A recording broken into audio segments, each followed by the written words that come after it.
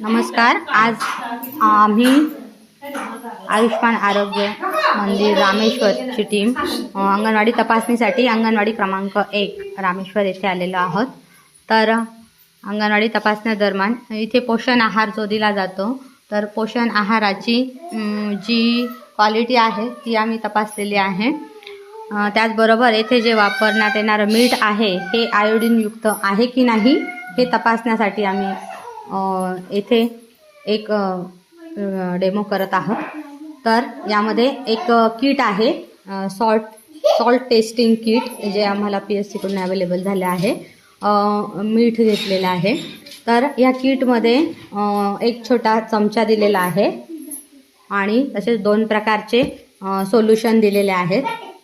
हे solution add करून आपण मिठाची तपासणी करणार आहोत की ह्या मिठामध्ये आयोडीन आहे किंवा नाही.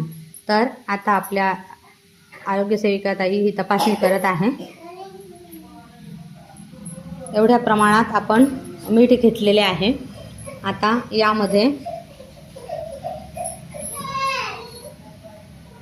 आधी काळ्या बाटलीतला औषध टाकायचे आहे, 1 थेंब. त्यानंतर पांढऱ्या बाटलीतले औषध टाकायचे आहे, 1 थेंब.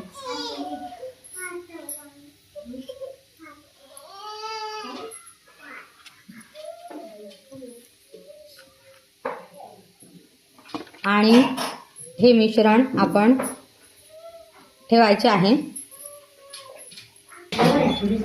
1 मिनिटापर्यंत आपण ह्या मिश्रणाची वाट पाहिली. आता याची आपल्याला टेस्ट करायची आहे. यासाठी ह्या मिश्रणाचा रंग आणि या किटवर दिलेले रंग या दोघांचे आपल्याला कंपॅरिझन करायचे आहे, तुलना करायची आहे. तर यानुसार मिश्रणाचा रंग आहे तसाच राहिला तर त्यामध्ये आयोडीनची 0 मात्रा आहे. जर दुसरा कलर दिलेला आहे तसा फेंट झाला तर 5 ppm आहे. नंतर 15 ppm म्हणजे सफिशियंट आहे आणि 15पेक्षा जास्त असेल, डार्क कलर झाला तर जास्त प्रमाणात आयोडीन आहे.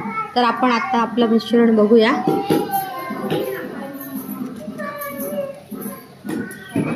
याच्या रंगात काहीही बदल झालेला नाही.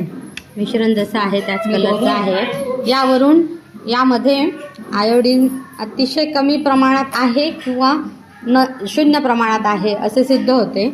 त्यामुळे मुलांना जे मीठ वापरायचं आहे शालेय मुलांसाठी जो शालेय आहार बनवला जातो पोषण आहार, त्यामध्ये आयोडीनयुक्त मीठ असावे हे याविषयी आम्ही आता त्यांना मार्गदर्शन करणार आहोत. धन्यवाद.